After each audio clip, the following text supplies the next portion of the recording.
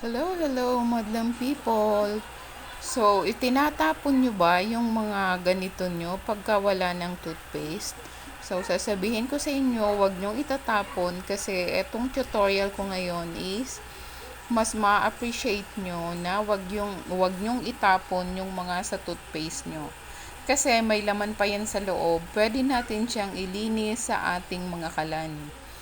Ito yung mas mabuting panglinis sa ating kalan kasi mas mabango siya at the same time hindi masasayang yung mga tirang toothpaste natin. So, kailangan nating maging masinop ngayon kasi sa sobrang mahal ng mga bilihin.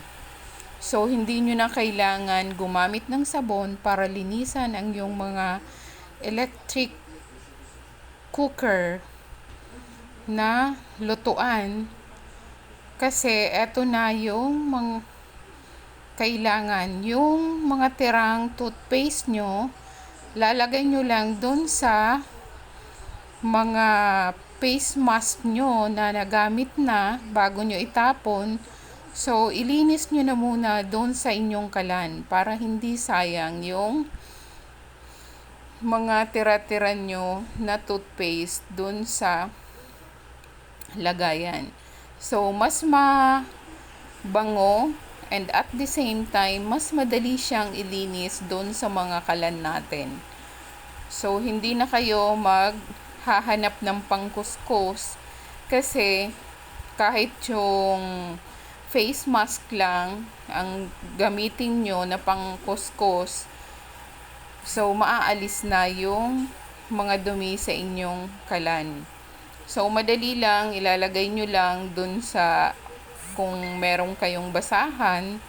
So, ilalagay nyo lang, tapos hahagurin nyo lang ng hahagurin para malinis yung kalan natin.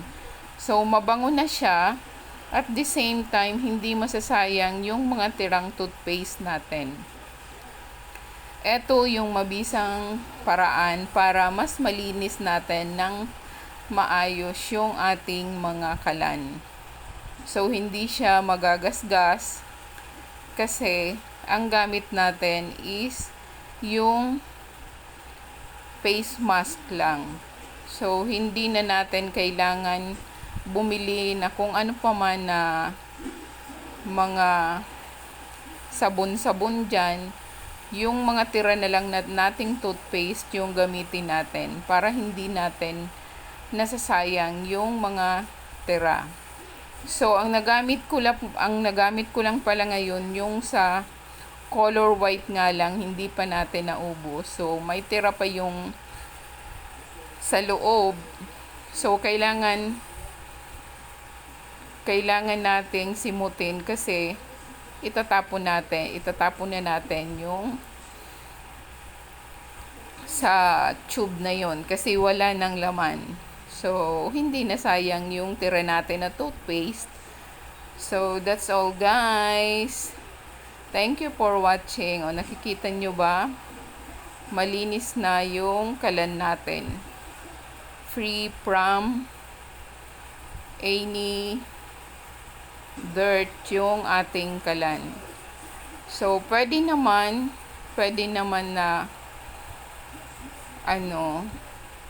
ulitin nyo lang kung meron pang tira. So, mas mabango siya guys. Tingnan nyo, wala na siyang dumi. Compare kanina, nakita nyo ba kanina ang dumi-dumi ng lutuan natin. So, yan yung tutorial natin ngayon para hindi masayang yung mga tira nyong toothpaste na ginagamit. So, wag nyong itatapon guys kasi pwede pa silang magamit.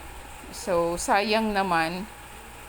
So, bukod sa mabango yung lutuan natin, so hindi siya nagdidikit sa kamay natin. So, that's all guys. Thank you for watching. Bye-bye.